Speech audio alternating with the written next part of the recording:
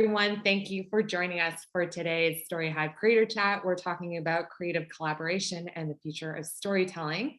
This is an event celebrating Asian Heritage Month. We have a panel of Asian storytellers whose work explores aspects of Asian Canadian heritage, culture, and identity. Our history here is one of triumph, joy, creativity, resilience, but also loss and violence. And I want to acknowledge that the Edmonton Chinatown community is currently grieving some tragic losses over the last week, and we want to send our strength to the community and our solidarity. I'm going to be hosting you today. My name is Megan Lau. My pronouns are she, her. I'm a Chinese Canadian.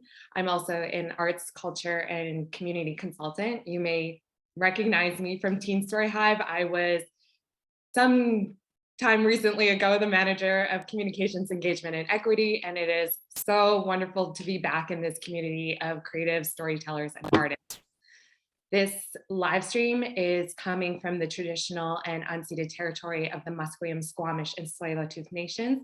I'm on land colonially known as Vancouver.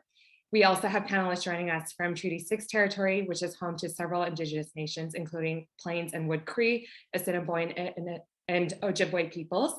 And we have panelists joining us from Treaty 7 territory, home to the Siksika, Kainai, Piikani, Stoney Nakoda, and Tsuut'ina peoples. We like to acknowledge Indigenous peoples of these lands' ongoing struggles for sovereignty and self-determination. And when I think about my relationship to this land as a racialized settler, I think about how colonization is woven through how my family ended up here. And that's a very complicated journey. And I think this is probably true for the panelists who are joining me today.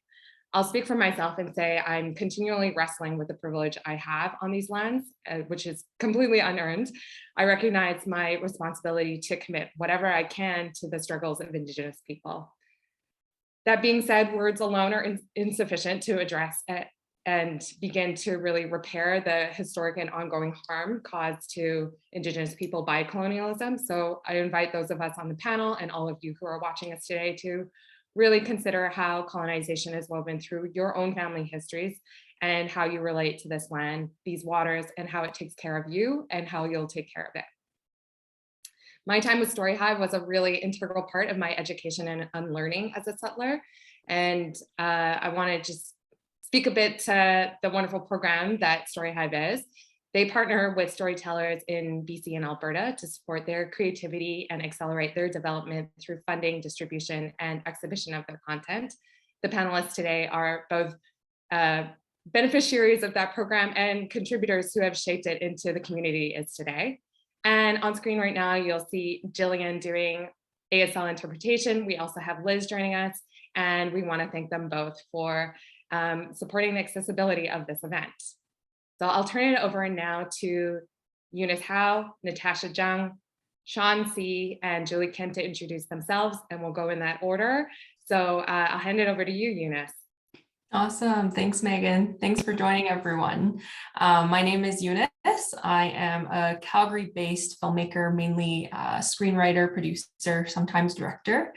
And I've had the honor of producing several short films thanks to StoryHive funding, and most recently did Ginger Beef, which is a web series pilot episode, and that was shot right before the pandemic. We got right under the wire there.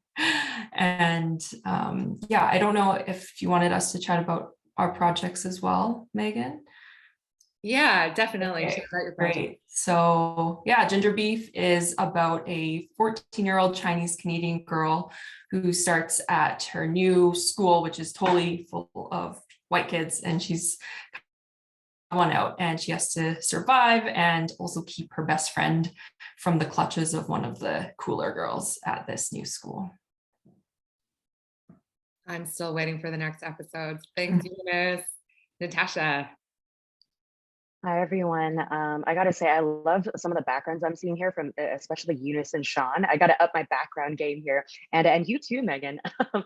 So yeah, my name is Natasha Zhang. I am a 1.5 generation born Chinese Canadian, and I'm the executive producer, founder, and executive editor of Cold Tea Collective. So Cold Tea Collective, we are a storytelling platform and community, I like to say, for, by, and about the next generation of the Asian diaspora in North America. So really we focus just on telling personal stories from the heart, and hopefully helping people of Asian descent feel a stronger connection to themselves as well as the world and community around them. And I guess my involvement with StoryHive is I recently released, I guess, a 3-episode docu-series called Making It While Making a Difference. And myself, I guess, as a former community television producer and host, just kind of wanted to use those skills to further my storytelling abilities, but also to elevate Asian Canadian voices. So the docu-series follows 3 Asian Canadians who are looking towards, following their dreams while also uplifting their communities. It features Curtis Lum, who is an actor, director, producer, and fashion entrepreneur. Sashi McLean McBadma, who started her dance and fitness studio out of grief when losing a very, very dear loved one. And Chef Patrick Doe of Doe Chai Restaurant, who comes from a family of restaurant owners. And no matter how hard he tried to get away, his love for food and creativity brought him back to creating this award-winning restaurant. Thanks for having me. Thanks, Natasha. Natasha is a mogul. All right, Sean. Hi, everyone. So yeah, my name's Sean Zhe, RC, and my pronouns are he, him, and I'm based here in Amiskwichi, Waska-Eakin, which in Cree means Beaver Hills House, Treaty 6 territory, homeland of the Métis. And so yeah, a lot of my work is very locally based. I'm an independent video producer here, and I'm also part of a collective called Aya. And this beautiful background is created through one of the projects that we had, anti-oppression workshops and addressing kind of the gentrification, excuse me, in Edmonton, Chinatown. Megan, I just very thank you for making some space to talk about what has recently happened. I'm a bit, overwhelmed with all the stuff, and I just also want to highlight to anyone that's based in Edmonton, or anyone that it has affected across Canada, that I'm so sorry, and I hope that we can do better as a community, in terms of healing and just making our Chinatown spaces safer. So anyways, the project that we created, my background's obviously in film, and so I was able to connect with StoryHive and pitch a project that really centered around a lot of the things that we're talking about here in Edmonton, Chinatown, in terms of displacement and gentrification.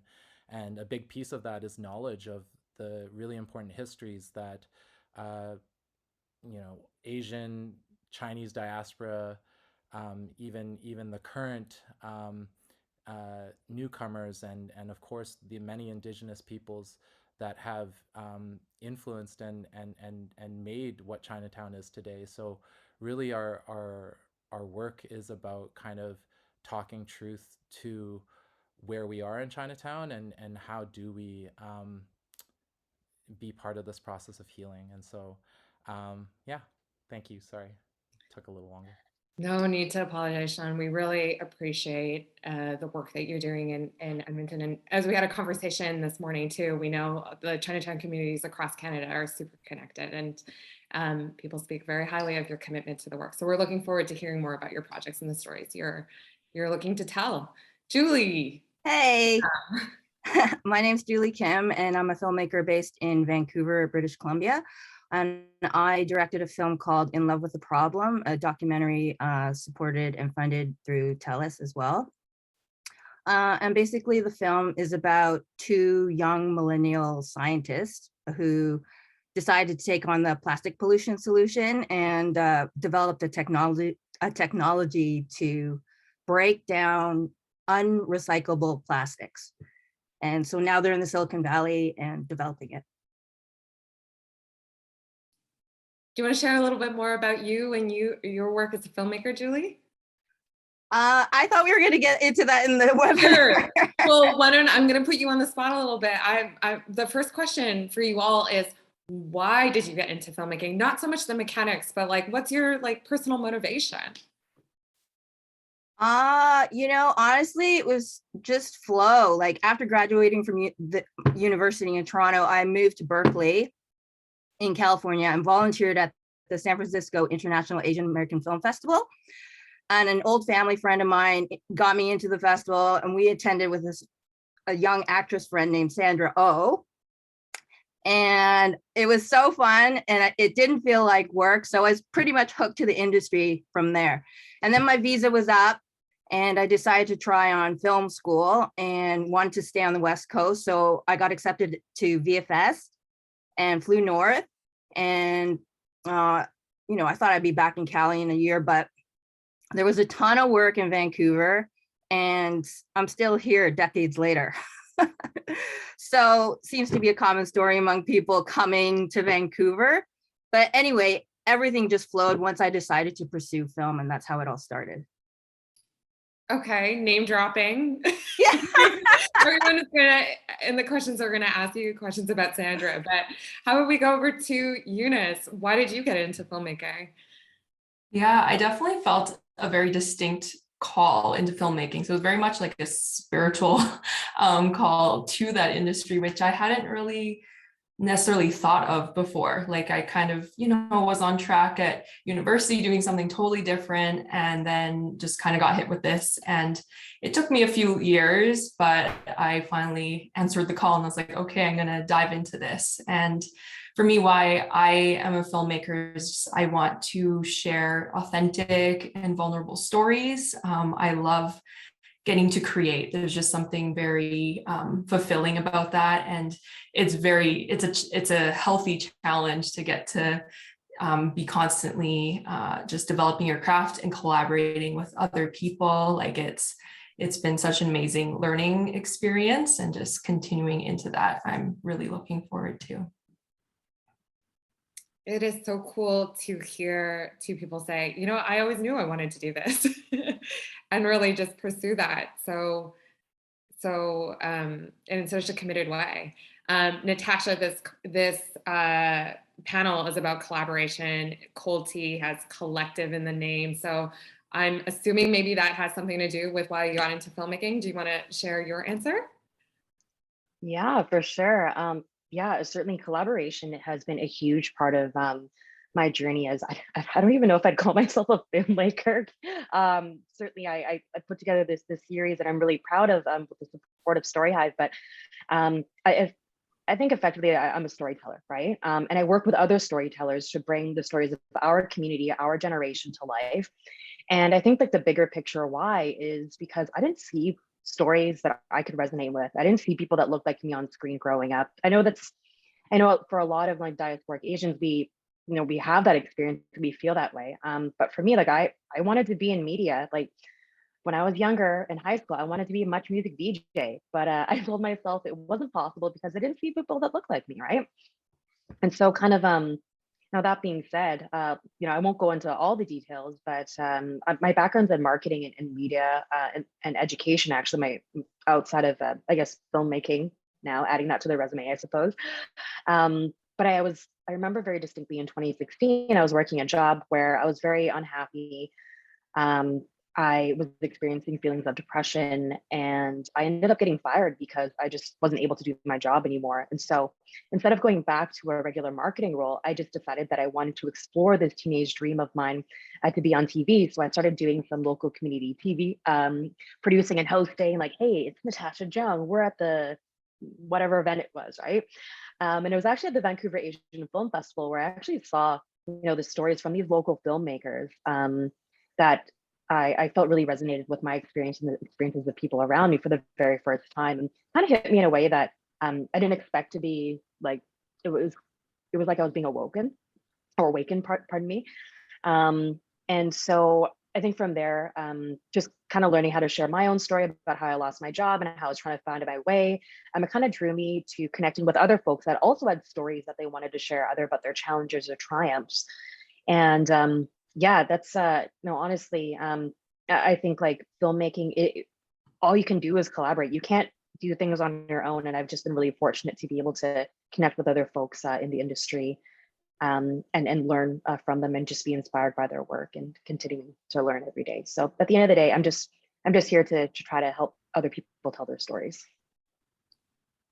It's interesting, Natasha, to hear kind of the similarities with Julie's story as well, like going to an Asian film festival. Like those things are community organized. They're totally labors of love. And sometimes we think of these like small events that we'll go next year or whatever. But whenever you go, something like really transformative happens. See a lot of nodding. Yeah, that's absolutely right. Sean, you shared a bit about your motivations. I'd love to hear, why did you get into filmmaking? Or to kind of jump off what Natasha says, do you consider yourself a filmmaker? Yeah, no, absolutely. My background is definitely in film. I went to film school in Toronto. I'm born and raised there. I come from I would say an older generation. Maybe people don't think that, but I do, especially when I think about filmmaking, because at that time I was still shooting on film. And I think for the most part, like I felt quite overwhelmed with how the heck am I gonna get into film when it didn't seem like, and maybe it's just like part of me didn't push hard enough or whatever, that there was a space carved out for me, at that time. And so really, I had this deep passion and love for the medium. But for most of all my life being in arts and in performing arts, I've always felt that I had to tell someone else's story to get my foot in the door. And, it just didn't feel right, and it just didn't feel like I could, and so, it's like everyone's story kind of speaks to me, because I feel like there's like so many intersections there. And the how I got back into it was really because of the technological advances. Like, if there wasn't the digital age, I don't think I would be in the film industry. I went into education, so I also have a master's in education, and that was pretty much where I thought I would continue to grow. And then with the technological age, and switching to digital, like being able to get my hands on mirrorless cameras, like an entire like indie, like DIY, like entry into video and film like opened up. And yeah, like I'm so happy that I can contribute, and still within the way that we're navigating what filmmaking is. Like, I hope that people watching that are interested, like, you're part of that, and you're part of the revolutionizing of what filmmaking is. And as much as we kind of imagine that it's like box office Hollywood, which is great, no hate on that, no shade on that, there's this entire world that we have not tapped, right? And it's, honestly, it's thanks to people that have not people, but organizations that have resources to like recognize that and fill in the gaps, to be like, hey, there's these voices out there that don't have these traditional pathways to getting into filmmaking. How about them? Can they get into filmmaking? That's why I'm here. Thanks, Sean. I mean, you probably so beautifully just set me up for the next question, which is, how did you get into filmmaking? Because there are so many different avenues to do it. Like, I heard Julie, Sean, and Eunice, you all say you went to film school, but I'm sure that it's been not a linear path at all to end up where you are right now. And then I hear Natasha also say, hey, I kind of did these community television things, which is the genesis of what the StoryHive program is. So there's these kind of like community programming connections, and then there's also the formal training that you get. I'm curious, like, how all these things came together for your individual stories. So, where did you learn the craft? Who are your mentors? What kind of barriers have you faced, and how have you overcome them? I don't know who's ready. Julie, Okay. you're ready to go. Let's go to you. Okay. Well, after film school, I knew I wanted to be in the camera department. So I just volunteered my butt off on anything and everything for a year and try to get that experience and get my foot into the IATSE 669 door every month with something on it. And so I finally got into the 669 trainee program. And simultaneously, I met a woman named Kim McNaughton on an indie feature. And we totally got along. And that's the person who brought me into commercials. And basically, that's where I lived most of my camera career. And it was great. Commercials are like indie crews with feature budgets, is what I like to say. It's such a happy and tight family. And we got to work in like the most beautiful places and always played with the latest and greatest gear. So the learning curve was so strong, but that was also a lesson in itself. Do you want to talk a little bit more about, or I'd love to hear from you about, is there a particular barrier that you've faced in your career and how you've overcome it? I mean, honestly, in the beginning, there was, insecure older women, I hate to say this, and some judgmental old-fashioned men in the camera department because, I mean, it was just the times. And it's not like that anymore. I think there's definitely a more new openness to females on set and being ethnic even. But then I worked in a very male-dominated department in a very male-dominated industry, and like 10% of the membership at 669 were women. So, I'm sure they looked at me, 5'1" Asian chick, and thought she can't physically do a mountain job, but I could, and I loved it. You just have to work smarter and use different parts of your body for strength. And I mean, I grew up in a generation where there was blatant racism at school, and it was not dealt with like it is dealt with now. So, I mean, you could say I was primed for the camera department at that point in the 90s. But the bigger block really for myself was deciding to shoot and direct full time. Like shifting from being a film technician to a creative and like feeling ready and motivated to do that. So, you're always just like wondering if you know enough to make the jump. Mm-hmm. And I actually learned from men in the camera department to fake it till you make it. And by doing lots of trial by fire with like new gear on commercial sets because the rotation was so quick. So I think I heard once, if there's like a job position with 10 requirements, a woman would like have 9 out of the 10 requirements and still wouldn't apply to the job, whereas a man would have like 3 out of 10 and just go for it and see what happens. Well, I saw that a lot in the camera department where you're just faking it till you make it. And it was like a big lesson for me. It really just showed me like the difference between men and women's confidence in the workplace. So that, and also commercials just being short and sweet, in and out of there. A shoot's usually between 1 to 3 days or maybe 2 to 4 weeks. You're just changing constantly. You're thrown into a new and different situation. Mm-hmm. So new and change just became normal, which showed me how important it was to just try and then to just start. So that was like the biggest lesson I think I've learned like throughout my 25 years career. That's awesome. And you just made me think like some of those people that really challenge you in your career are some of your greatest teachers and they don't even know that. Exactly. I'm wondering, Eunice, so you went right after Julie in that last one, and you, in our last question, and you talked about how you knew this was your calling, but again, I'm sure you faced, like, what was your journey like? Yeah, I think that calling came like mid-university. So I feel like my filmmaking journey, unbeknownst to me, started a long time before. Just as a kid, I always loved to create. I loved to draw. I was drawing all the time. I have binders full at my childhood home of just like all these drawings that I would do. And I also wrote, like I loved storytelling. So writing creative fan fiction, me and my childhood best friend would write like a ton of Lord of the Rings fan fiction. We had a pretty solid series going.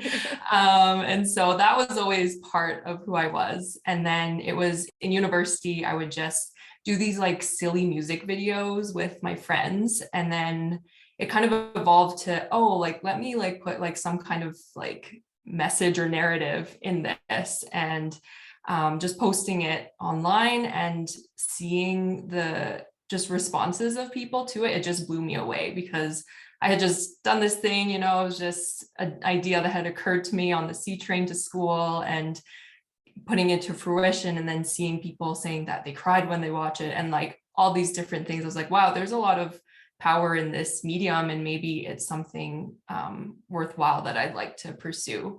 And so that was kind of back of my mind. And then I finished my university degree. That was totally, well, it is related. It was English and psychology, so we can say there's some transferable skills there.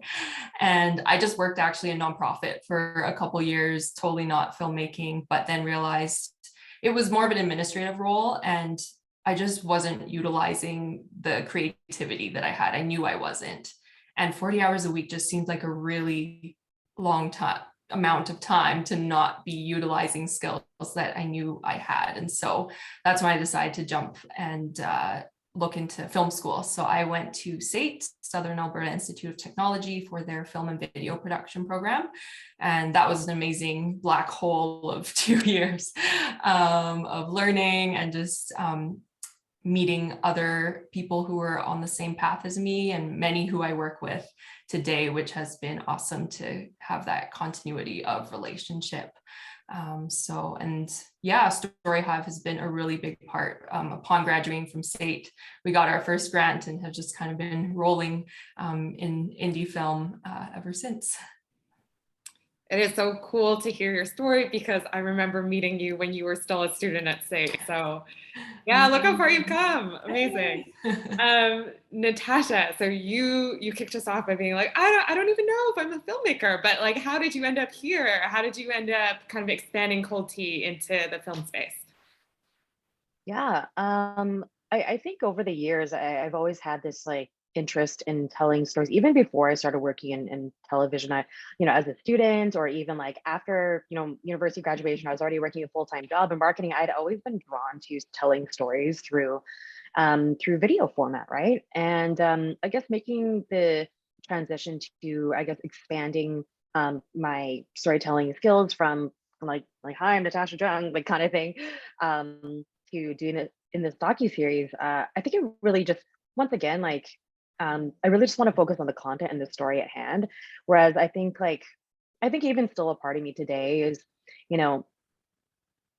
when it comes to seeing people that look like me on TV, or like in these roles as like broadcasters or like entertainment, like VJs and all that kind of stuff, I don't really, I think there's like still a part of me that feels like, oh, that's not really me. I only see like one kind of person doing it. I don't know if, I think it's a little bit scary to put a lot of yourself out there. And so what I think I found is that I still get that same feeling of satisfaction. And I guess it just really warms my heart to be able to help other people tell their stories, whether it be in written format or in video format, or we have a podcast as well that we produce very seldomly. And I think that, being able to see just kind of other local filmmakers take these instances that happen in their everyday lives and that turn that into something is really incredible to me. I think for me, it's more of like I haven't really experimented in the narrative space just yet, but I did get to work on set with one of a friend that's a local filmmaker, just learning like how that works and seeing how a lot of it is very different than the type of storytelling that I do. I'd love to be able to expand a Cold Tea Collective's, filmmaking kind of repertoire, but we'll see what happens. I'm just really proud to be able to produce this work with StoryHive. Natasha, are you self-taught? It sounds like you're kind of like learning through experience as well. Yeah, I always say everything I learned from the streets. So very, very much self-taught. But honestly, that's where collaboration comes into play again, because I can't do the work that I do unless I partner with incredibly talented cinematographers. And so, for example, like for my docu-series Making It, I partnered with Christopher Cho, who's also based in Vancouver, and he is just able to just take what's in my brain and make it, capture exactly what it is I was imagining and make it better. And so just being able to sit with him like behind the camera and like figure out the angles, figure out the shots, has been a really great learning experience for me. And even with this project, I know that there's a lot more I can learn, especially about the pre-production process as well. So yeah, just like being on set with folks that have that storytelling ability is really is just so eye-opening for me. Nice. Thanks for sharing. So Sean, so you went to film school and then you went and became a teacher. I'm wondering like, how did that transition go back into filmmaking? You shared a little bit, but I wondered also like, did you want to bring any aspects of your like pedagogy and education background into the work you do now? Yeah, I think, I mean, oh my gosh, this is like like I have to like I literally had to Google myself to like find when I got back into it. But it basically all started, I was living in Hong Kong at the time and as a teacher, and I had met this group of like indie filmmakers, and they had asked me, hey, do you want to like be part of this 48-hour film festival? And I'm like, yeah, hell yeah, let's do this, right? And I became fast friends with like folks that were independent producers, and we yeah, so I like did this 48-hour film fest. And then the thing that just hooked me was do you guys remember Edward Snowden, who like at the like, you know, the whistleblower? And then we made a short film, the first short film about him going to Hong Kong. And Wow. it just, you know, it basically what like it blew up because like, you know, it like I think we released it like maybe like 2 or 3 weeks after he had went to Hong Kong. So it was so fresh and everyone Wow. was just like needed a story to talk about. And so yeah, like being part of that team, creating such a fast project based on something that I think is like so important from like I think a social issues and social justice standpoint, it hooked me to the power and the and just like, yeah, again, the technological advancements that I had never really realized like back in film school, because they're, you know, like YouTube and you know, social media was just at a completely different space, right? And so I think you know, being within like the kind of like more civic and like civil type of world where I'm providing a lot of service within education, it made a lot of sense to me that I'm like, whoa, I could put these things together and really from like a social justice standpoint or an equity seeking lens standpoint, like provide like an alternative to what is out in public, right? And so yeah, I think that really has been like the core of like what I'm doing now and how I'm able to do it full time, because so much I think like important messaging that we always say, like there's just all these underrepresented voices out there, but what is the tool in which we can from a public facing way understand it better, you know? And so yeah, it's yeah, and just you know, a thing in terms of mentors, like I think a huge part of like specifically the work that we created, it's the team of Aya. I mean, they're the content influencers, and you know, the people that, you know, Lan Chan Marples, who's the tour guide of the video that we made.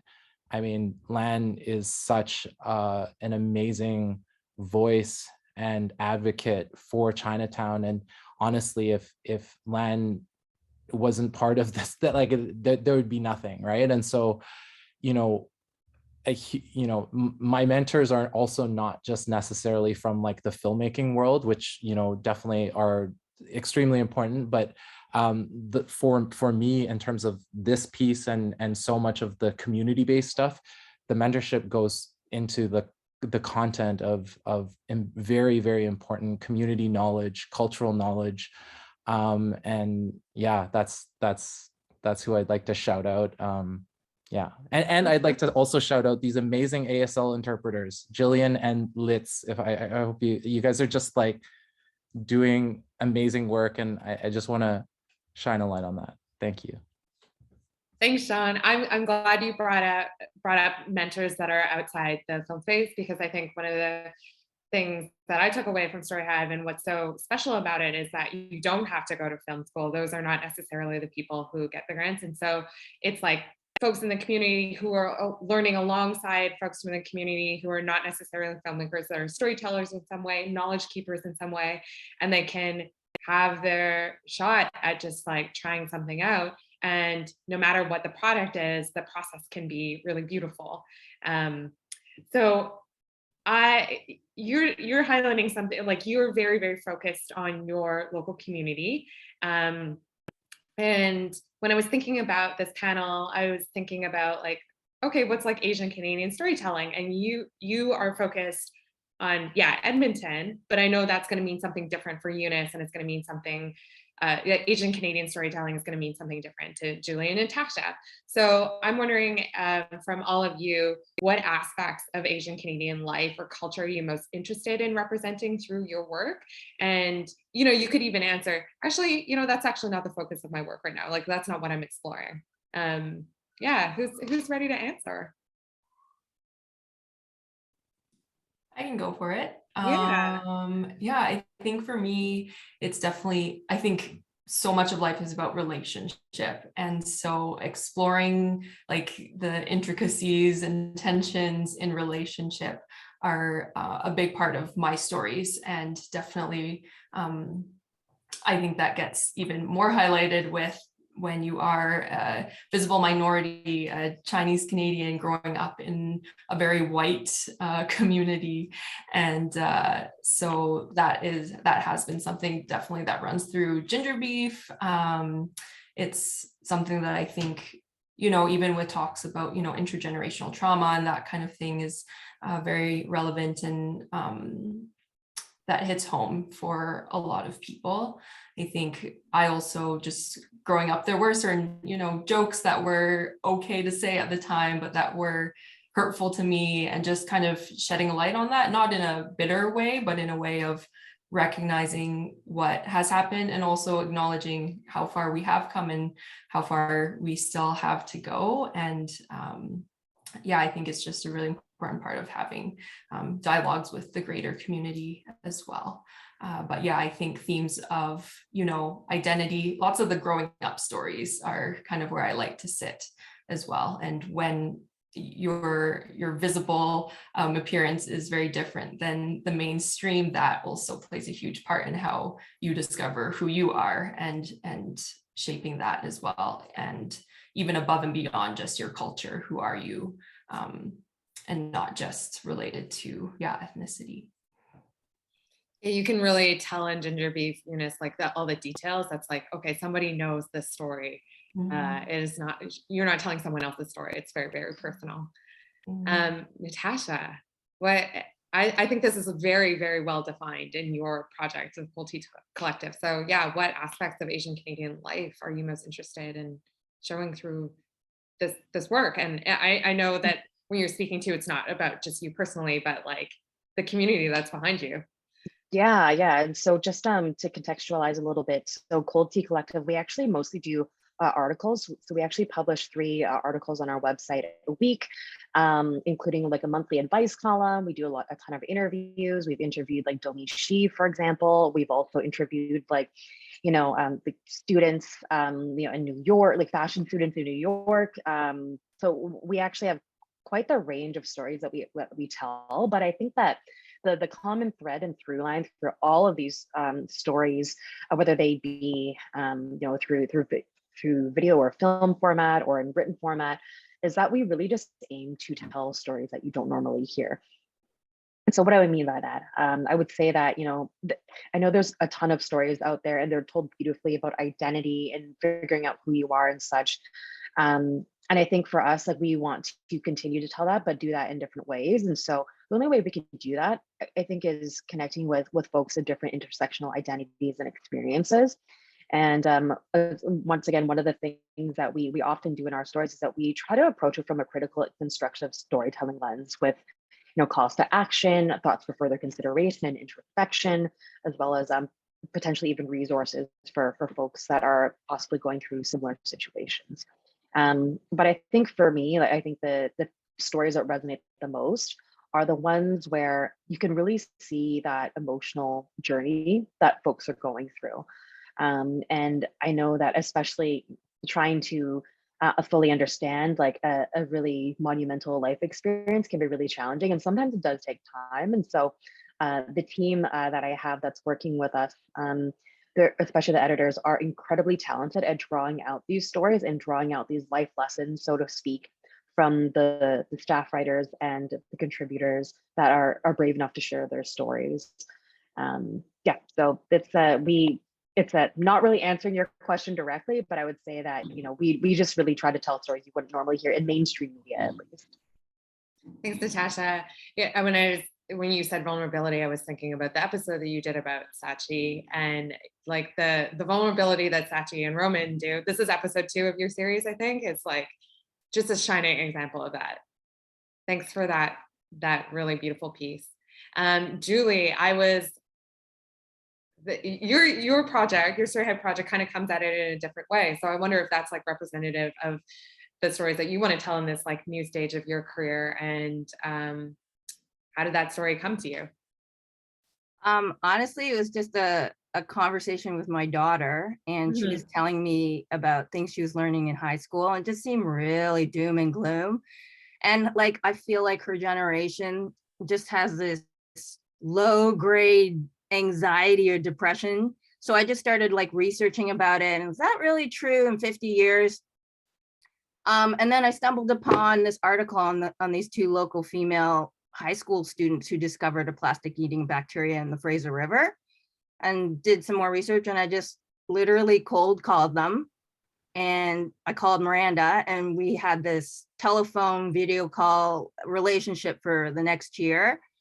And eventually I got funding through TELUS and pursued their story, the documentary. So yeah, it was just basically to get to the bottom of what's going on with climate change and plastic pollution, and just try to give, you know, my daughter's generation at least a tiny bit of hope, and that it's something that could be like created through their generation. Like, they have the power. So that's kind of where it came from. It wasn't really an Asian angle, but they definitely, I mean, when I saw it, I was like, they check so many boxes. They're amazing mentors and leaders and female and scientists. And so it was great. And just going for it. And again, the whole theme of like just starting, just doing it. So I loved it.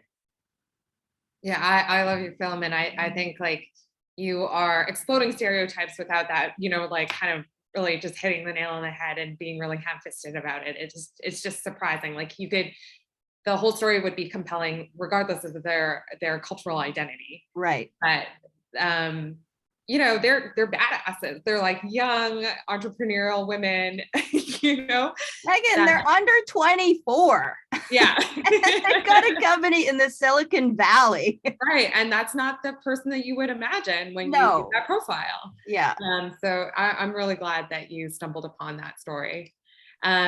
Sean, give us a little bit more detail about what's going on with Aya, and what aspects of Asian Canadian culture you all are interested in kind of bringing to light. Specific to Aya, you know, we're very concerned with, you know, what's going on in Chinatown. Not, you know, and I think that, I mean, a lot of the different Chinatowns across the world are struggling with similar but also very different issues in terms of displacement and you know, I mean, I my personal individual stake in this is also like what am I passing on? What am I modeling for my son? You know, I'm a relatively new father, and you know, I definitely resonate with, you know, these sentiments of like feeling disconnected with the other the generation, and also feeling like a bit of that fracturedness within even my own community, and the older folks in my community. So how does that translate into a screen-based form? And that's through multiple perspectives. It can come from a collective perspective, but I don't want to speak too much on behalf of the collective, because I think it's unfair for me to like overrepresent here. But from an individual perspective, I think right now we're at like just thinking about the Asian community in general. The rhetoric out there is that we may be united, which I think is an allusion to the fact that we are so different and we're so intersectional. And how can we, from a race-based label, be defined? Like, that's weird, honestly. It's just weird, okay? And so if we can recognize that, and we can recognize that diversity is, such an important and empowering way for truth, for, empowerment of ourselves, to not feel the pressures of like fitting this Asian box or whatever it is, then, let's get there, And so that's what I'm extremely excited about, because compared to maybe the less mature, like before Sean, I was seeing that it was just like, a very different type of conversation. And now I think we're primed to talk about some like really amazing things in terms of accountability, in terms of like making mistakes about all this, building relationships, and like not necessarily knowing what this journey is going to be, but being comfortable and feeling safe about getting into these topics. Like, that is what I'm super, super excited about, and would love to see more of that within not just my work, but it sounds like everyone else's work is getting into that. So yeah. You bring up something so important, because I think I would agree with you 100%, Sean, that we kind of had this special moment that we had never had before, where there was kind of the community was united, if we can even call it that. And it's now that's a moment that unity, real or not, is something that feels really precious. And so it is tricky to start to enter these conversations, but I think entirely necessary. And I wanted to open it up to the other panelists as well to perhaps respond to Sean, because I see, Natasha, you're in the chat too, saying and nodding a lot. And I wonder if you had anything to add. Yeah, I think, Sean, like what you said really resonated with me, in the sense that, to try to fit so many different intersectional identities across the Asian diaspora into one lived experience or one narrative is impossible, right? And that's actually why it's so important to tell all these different stories, so we don't have the pressure of, rep sweats, so representation sweats, of trying to be everything to everyone. And that's why I think, independent filmmakers, short filmmakers, even, folks that are doing incredible work that are supported by StoryHive, is so important, because it's just, the more stories we have out there, the more voices we have to share these different experiences, the more open-minded we can be, not just as a Asian community, but for others to see as well that our experiences are not monolithic, and that there's so much more than, so many more stories to tell. There are just so many more stories to tell. So thank you for opening up that conversation, Sean. I'd love to get perspectives from Eunice and Julie, if you wanted to chime in too, before we move into an audience question. Yeah, I don't know if I have more to add. Like, okay. Sean and Natasha said it, but yeah, I think on a personal note, I just remember, when Turning Red came out, I had like all these messages from like people being like, oh, like, what did you think? Want to know what you think about it. And I think that was great. But then also part of me was like, well, like, I feel like I'm so glad that movie was made, but like there were certain parts of it that I was like, that's not part of my life and my experience. And I almost felt like that was expected of me. And so I think, yeah, definitely what Sean and Tasha are saying is just that need for that space for all the different stories, so that we're not defined by our culture or ethnic background, but that there's so many facets to that, and just to who everyone is as a person. And there's just so many things to explore. So that's what I'm hoping for the future, that there is that continued space for way more diversity within the subsections that we already have created. So important. Yeah, Julie, anything to add? I really don't have anything. Okay, yeah. Thanks, Sean, Eunice, and Natasha. Covered it really well. We do have a question from our audience here. This is from Mary. Hi, everyone. I'd be interested to hear from each of you if you have support from your family while pursuing this sometimes unpredictable and all-consuming film business. Lots of ups and downs, feast and famine. Well, that's an interesting question. I'm a daughter of an accountant who always wanted to like travel the world and be a diplomat and a writer. So like, I'm sure a lot of Asian Canadians, we come from like the second generation or first generation immigrant families, and they have certain expectations, and only because, you know, they want us to be safe, financially stable and secure. And to them, I guess they just saw it as doing something professional, like being a doctor or a lawyer. I don't know if any of you guys heard that in your household, but that came through all the time. But really their sacrifices actually offered more freedom as living an artistic life. And I think that's kind of the point that was missed with my parents, because I think even to this day, I don't think my mom knows what I do. It's crazy, you know, something filmmaking, Julie. So yeah, I can't remember where I was going with that, but really that's kind of the luxury of growing up here. It's just possible to have an artist life, and you don't have to, like, for many Koreans at least, own a grocery store, work 24/7 a day, or like have like a law degree and become a professional and have that security, that financial security.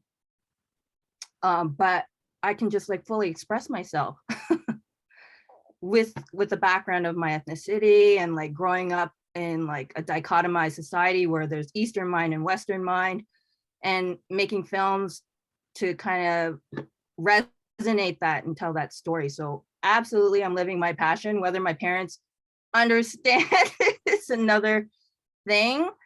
Yeah, and it's just a way to creatively collaborate with all types of people where, you know, honestly, we get to share the truth of life, which in the end, I think my mom would understand. I mean, she always says that to me, Judy, it's, you know, always speak the truth.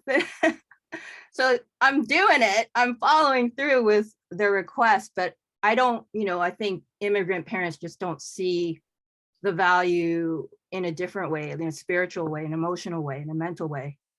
So yeah, to answer that question, no, I don't think they understand. I think it's well, I mean, understanding is one thing, support is a different thing, but thank you for being so honest, Julie. We do have one more question from the audience, but if Natasha, Eunice, Sean, if you feel really compelled to answer this question, we would love to hear you about, yeah, does your family support you while you're pursuing this business? And I mean, Julie sort of added in a flavor of herself. Do they understand what the hell you're doing? I'll jump in here. So, and it looks like Sean raised his hand as well. So that's great. Yeah, so I mean, like, I'm not like a full-time filmmaker. I work in marketing and communications at a startup, or I guess it's not even technically a startup anymore. It's a food-based business here in Vancouver. I'm actually on maternity leave right now. I'm going back to work in a couple of weeks. So I actually produce this film or docuseries while on maternity leave. But that, along with you know, running Cold Tea Collective off the side of my desk, evenings and weekends, wherever I can afford a couple hours here and there, is not possible without the support of my family. And so I'm just very fortunate to have a husband who's you know, schedule as well as sacrifices and support in raising our young son as well as supporting me also is just like it's complete, it's so unwavering. My parents help out from time to time as well, but I mean, that being said, Cold Tea Collective is in a place where we are trying to transition from a volunteer driven organization to an organization where we can actually pay creatives and emerging Asian media professionals to actually do this work like as a viable career. And so we're trying to do some fundraising right now, and that's just kind of where we're at this time. And maybe eventually I'll be able to leave my other marketing role and stuff, but at the same time, it's just something I'm working towards. And I think it really did take a little bit of time for my parents to understand kind of the work that I do with Cold Tea Collective, because it's been around for 6 years now. But I think you see me go through that breakdown with losing my job, and that very corporate marketing job I was very unhappy with, that I mentioned earlier, and then see me kind of take some time to come into my own as a creative. I think that to see me completely unhappy, and then now seeing me do things that I want to do, I think that was enough for them, at least for now, from what I can see. Maybe I have to ask them a little bit more specifically. Sean, you raised your hand. Eunice, you raised your hand. Would love to hear from you on this question.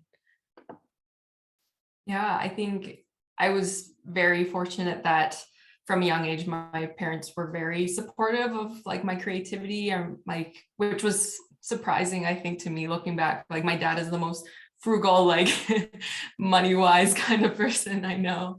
And but yeah, I think he recognized like my love for the arts and put me in art lessons from when I was in elementary school, and has always just supported me pursuing what I want to do. And I think there have definitely been questions of like, okay, so within that, how is that, financially viable, and how to kind of encouraging that kind of mindset as well, of making sure that I'm able to fend for myself. But I know that I've always had their unwavering support, and it does make things easier. It makes things, just lighter. Mm-hmm. Do they know about the fanfic? You know what? I don't know, but they might be watching later, so now they do. How about you, Sean? Yeah, no, it's a big question. I mean, and I'm glad we're even talking about it, because I think in any kind of career,